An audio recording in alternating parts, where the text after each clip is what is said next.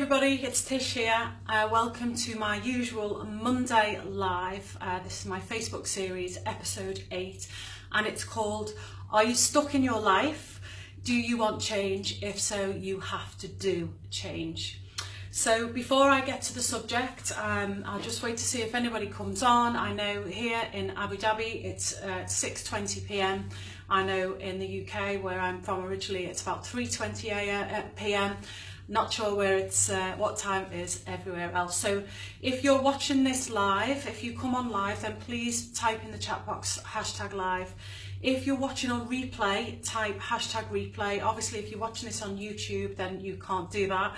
And if you're a newbie, then you can type #newbie so that I can say hello to you and let me know where you are in the world as well.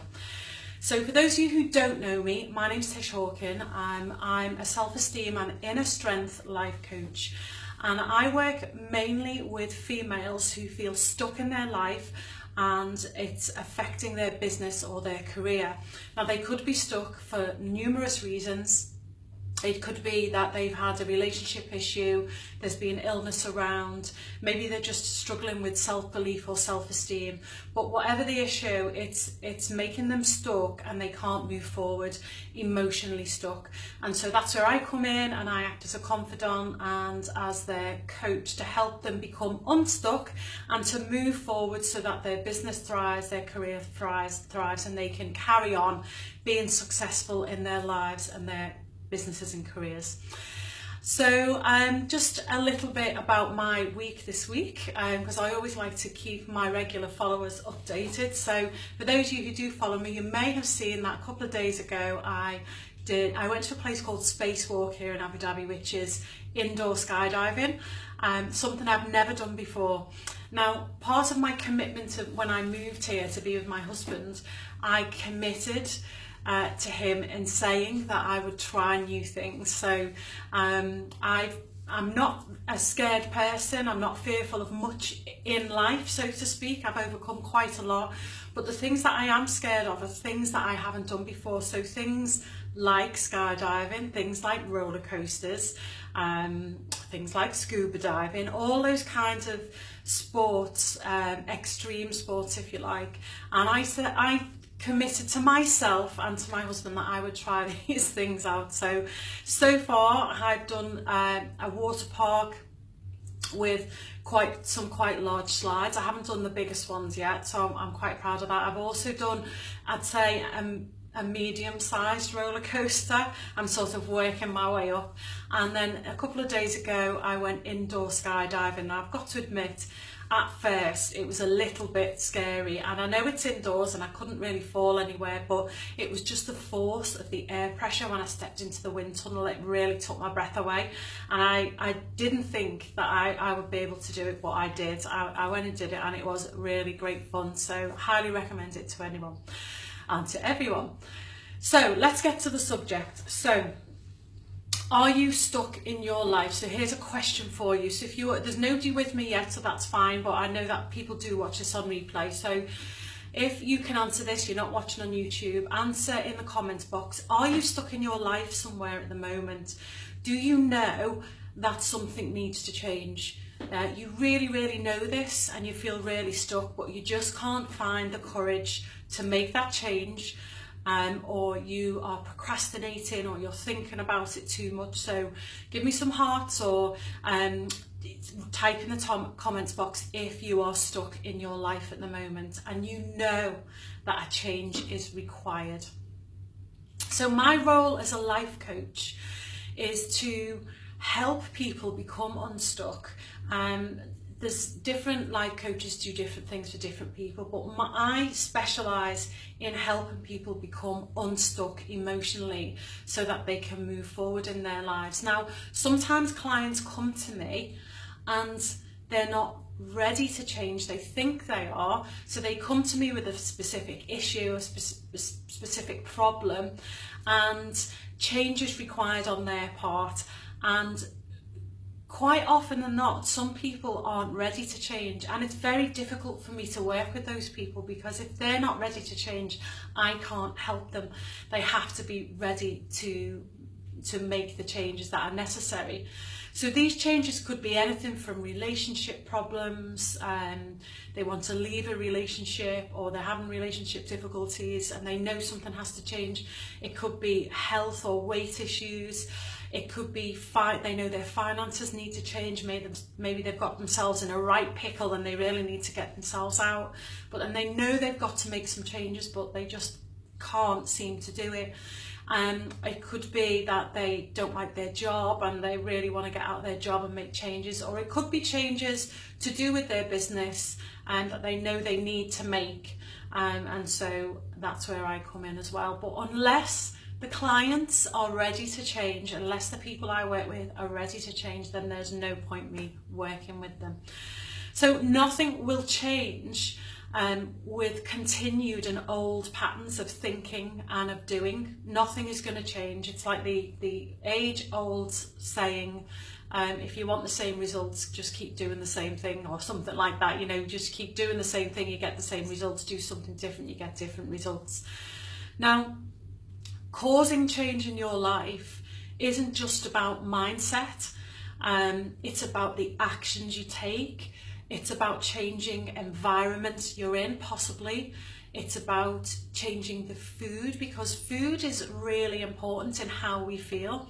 It's our fuel, it's our sustenance, and you know, our body absorbs the nutrients, what's in our food. So if we're not absorbing great nutrients, then you know, it can make us feel quite rotten, and that can affect our mind as well. Change means dropping bad habits and creating better habits, and basically implementing new ways of doing as well as new ways of thinking. There's a lot of talk in these times about mindset, and that is, yes, absolutely well, I'd say 80% of what you need to do to affect a change is you have to get your mindset right. But there's no point having a great mindset ready to change and you're not ready to do what it requires to change. Hence the title of this live, which is, if you want to change, then you have to do change. So I'm going to be quite sort of challenging and maybe a little bit tough with you today, because it's something that I really have to drive home to people, is that it's okay saying things have to change. You know, I'm unhappy here, I'm unhappy in this situation, I know things have to change. But unless you are willing to do that, unless you are willing personally to do that and not expect other people to do it, nothing's going to happen. So it's really important that people take responsibility to affect change in their lives. So within the life coaching theory, if you like, within the model, within the training, there's an idea of that we develop maturity. And to develop maturity, it's not just maturity in how old we are, it's developing maturity in how we are as human beings. And there's about 7 or 8 points of choice. It's called choices of maturity. I've just picked out 3 for you.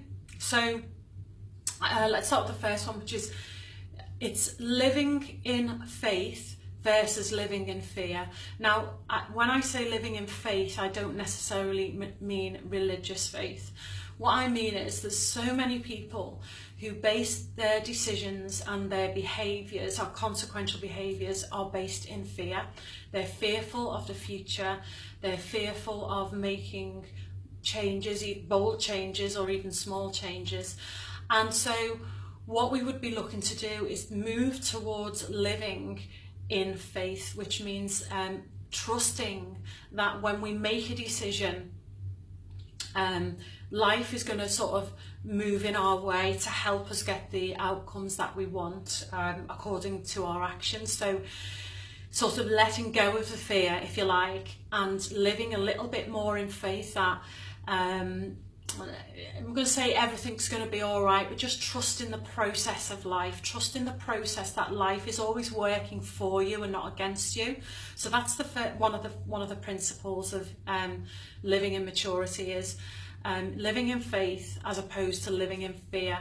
Well, another one is to develop self-awareness rather than emotional reactiveness. So what this means is a lot of people, and I used to be a real victim of this. Well, I wouldn't say victim, I'd say, because I chose to be that way. So I used to display this behaviour many years ago, is emotionally reacting to people and circumstances without stopping and thinking. And then what that would do, if the emotional reaction was a negative one, it would cause problems. It would cause upset with relationships. It would cause me to feel bad.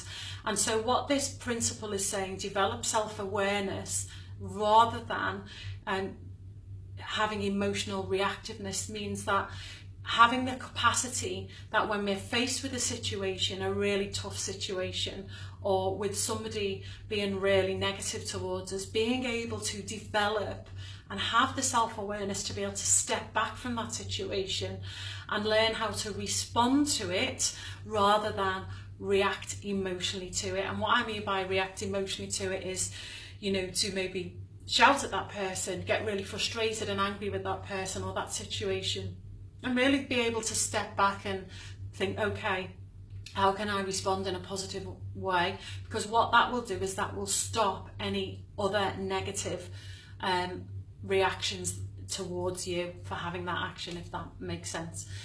And one of the other principles of choosing to be mature is self-evaluation rather than self-criticism. So one thing that a lot of people do is to self-criticize, and it's so common. I don't think there's any person in the entire world who doesn't criticize themselves at some point in their lives, even if they've managed to overcome this. So self-evaluation rather than self-criticize. So if we do make mistakes, if we do let ourselves down, if we do fail in some way, because we all do, rather than beat ourselves up and criticize ourselves, then it would be a case of really evaluating what went wrong, what we did wrong, and how we can move forward from that, and how we can do better next time, and allowing ourselves to fail. Hey Ashley, allowing ourselves to fail and allowing ourselves just to be human.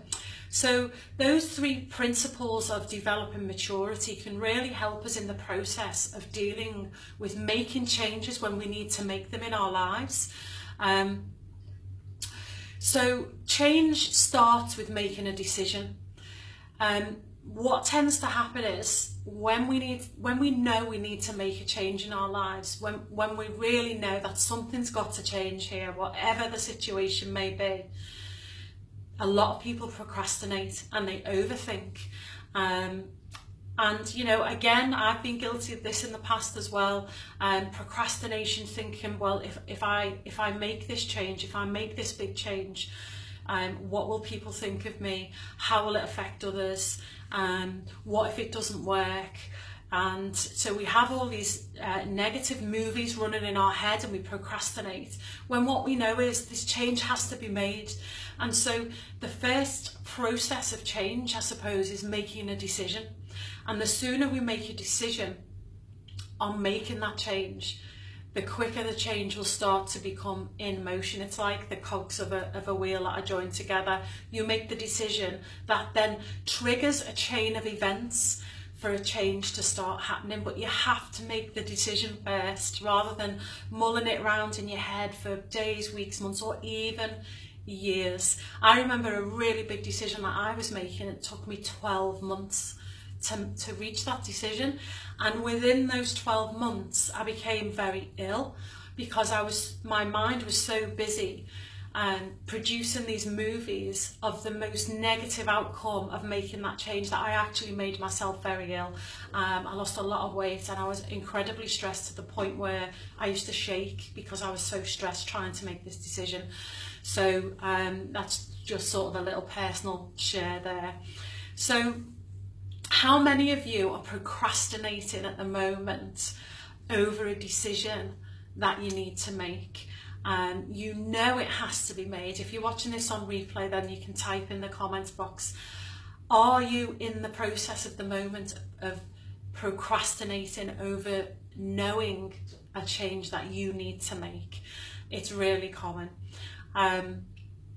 So when we're looking for significant change, so when people come to me and they want some coaching, they want some life coaching on how to become unstuck, how to move forward in their lives, and they know something has to change, what I explain to them is that the decision comes first. Have you made a decision to change? Then I ask them, what action have you taken so far? And then what happens is, if they have taken action, if they had made a decision and taken action, then we start to look at what the outcomes are. Normally people come and say, I do want to change, but I've made a decision to change, but I haven't taken any action yet. But what people also need to realise is that with changes happening all the time, and we need to make changes all the time in our lives. So it's an ongoing process of make a decision, know that a change needs to be made, make a decision, take the action and wait for the outcome. And again, then it happens again. A change needs to be made, we need to make a decision, we need to take the action and wait for the outcome. And that's just how it is. It's just like that, and that's the process that needs to happen. But the cogs of that wheel are not going to move unless you make that decision to make the change. So when you're ready to becoming unstuck and you're in that process of trying to make a decision to change, what I'd like you to do is remember these 6 points. So the first point is, know the power of decision making. Decision making is really, really powerful. Once we make a decision, it causes a chain of events to occur, like I just mentioned before. It's cause and effect. So we have a thought. When we make a decision, everything is aligned, isn't it? The decision in our head is aligned. It feels right in our gut, in our very being. Everything is aligned. Once that's aligned, we've made that decision. Things begin to move with us taking action as well. And the other power of decision making is that once you've made that decision, you're agreeing and accepting the consequences of that decision, whether they be positive or negative. We obviously want them to be positive, but you're agreeing and accepting the consequences. The second point you need to remember when you're trying to make a decision to make a change is to follow your gut instinct. Now, there's a difference between feeling something is right and following your gut, and there's a real fine line. It's a real skill. Now, in cognitive behavioural therapy or CBT, there's a thought process that we advise against, which is called emotional reasoning. And what that means is that just because we feel it emotionally, it doesn't mean it's right, and we don't act on it. But feeling it in your gut is a different thing. It's completely different. It's sort of like we feel it with our whole being. We know, we can see a vision in our minds as well as a feeling in our solar plexus, if you like that. Making that decision for ourselves is the right decision. Emotional reasoning is something different. So emotional reasoning is, say like you may feel that your partner's cheating on you, and you feel that, but you've got no evidence. That it doesn't necessarily mean it's true. You're just having these emotions that could be tied to a past experience that you've had. So we've got to get emotional reasoning, and we've got to get following your gut correct. So just to reiterate, following your gut is you're 100% certain that you know that making this change is absolutely the right thing for you. You feel it in your very whole being, as well as you're having a vision in your mind's eye as well. People who don't follow the gut and who know that feeling is there and take too long are normally fearful of what the outcome will be, and they're not trusting their gut. They don't trust themselves enough to make that decision. And it's, it could be anything, as I said, from finances or work. And if you're not at that point where you really trust yourself, then you are going to procrastinate, and it is going to take too long, and nothing's going to happen. So learn to trust your gut, and even if the decision you make isn't perfect, making a decision still makes us more confident in the decision making process for next time we need to make a decision. Point number 3 is follow through. Once you've made that decision, you need to follow through. You need to start taking action to back up the decision you've made. So let's say you're struggling financially, let's say, and you know you've got yourself into a right mess, you're in a lot of debt, and you've been ignoring it, and it's just, the problem's just getting bigger and bigger and bigger. And you come to me and say, I'm in all this debt, I know I've got to make a decision, I've got to get out of the debt, I've been ignoring it, and we make a plan for you to start getting out of that debt. For you to have that plan in your hands or on your phone or your laptop or whatever, and then to just look at it, nothing's going to happen. You need to then start to action that plan. So, you know, I don't know, cutting back on luxuries, calling your creditors and asking for more time to pay, asking for a mortgage, you know, a couple of months deferral of paying the mortgage. You've got to action those things to implement the change so you get the outcome of what you want at the end. It's pointless if we don't do that, because nothing happens. Every single decision we make needs an action to support it. And so when you're making decisions, you've got to make sure that you have a plan of action. Once I've made that decision, what am I going to do? Let's just say you're somebody who really wants to get fit and healthy, and you know that what the things you need to do for that, we all know the things we need to do to get fit and healthy. We need to eat better and we need to exercise more. If you've got an action plan of what you're going to do and then you sit and look at it for 2 weeks, nothing's going to happen. So, you know, we need to take the action. That's really important. Point number 4 is prepare for all outcomes. So if we know we're going to be making a decision, which might be a risky decision, it might be a change that we need. Say you want to leave your job, which is very common these days, especially with the women that I work with. They want to leave their jobs and build a business. And although I'm not a business coach, people will come to me trying to make that decision. Is this the right decision for me, etc., etc. I can't answer that question, only they can.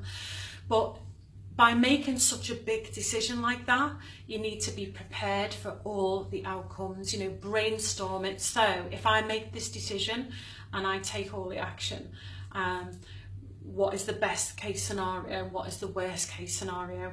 And you have to be prepared for all outcomes. So if you're going to make a big decision on a big change, be prepared for all outcomes as well. And point number 5 is learn from past decisions, especially past mistakes you've made. Did you make an impulsive decision? Did you take advice from somebody who had no idea about the situation you were in? One bit of advice that I would give people, and you know, as a coach, giving direct advice is not really something that I would do to someone personally.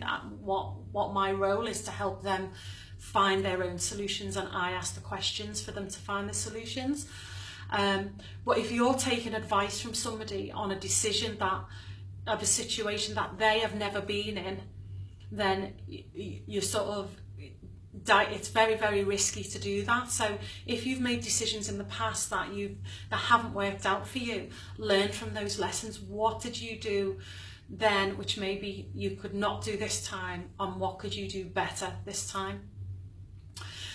Point number 6 is be excited when change comes, when you know there has to be a change, because change is an exciting thing. There's a saying, isn't there, change is as good as a rest. Now, change can be hard and it can be painful, but normally if you feel you're being pushed by life to make a big decision or a big change, it's normally because it's needed for your good.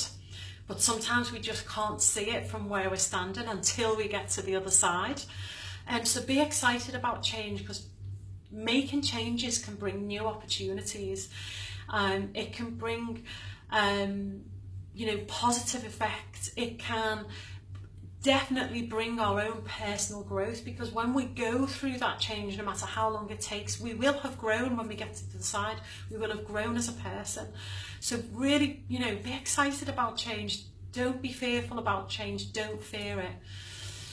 So what decision can you make today that you know you need to make to bring the changes that you are seeking? What's the one thing or one decision that you can make today? What does it involve? And I don't need you to answer that. You know, you can just obviously think about that in your head. I'm just going to leave you with a few quotes, because and I've written them down because I don't want to get them wrong. So the first one is, growth is painful. Change is painful, but nothing is as painful than staying stuck where you don't belong.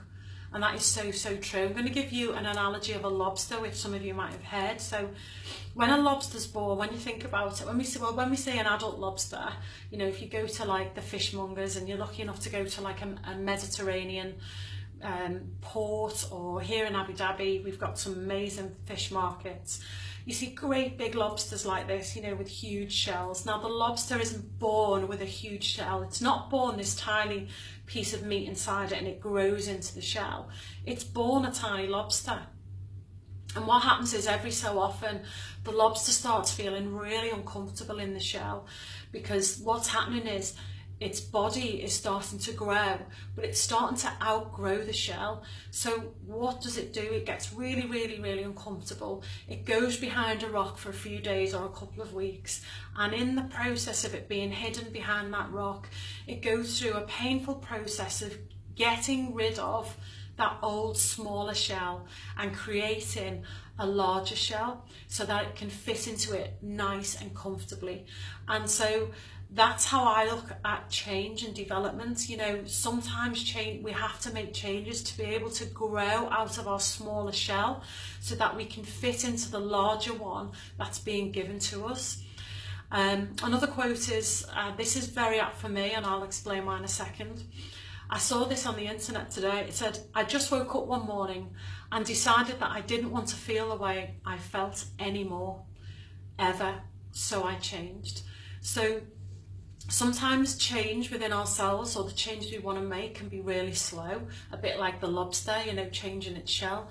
But sometimes we can get to a point where we've been putting off change and putting it off and putting it off, and then we can get to a point where we just can't take it anymore. And we may wake up one morning and say, do you know what, I've had enough. And in an instant, we change, because change can be really slow or it can be really quick. It just, when we make that decision, we make that decision. And so, you know, there's been a couple of times in my life when, you know, I literally have just woken up and thought, I don't want this anymore.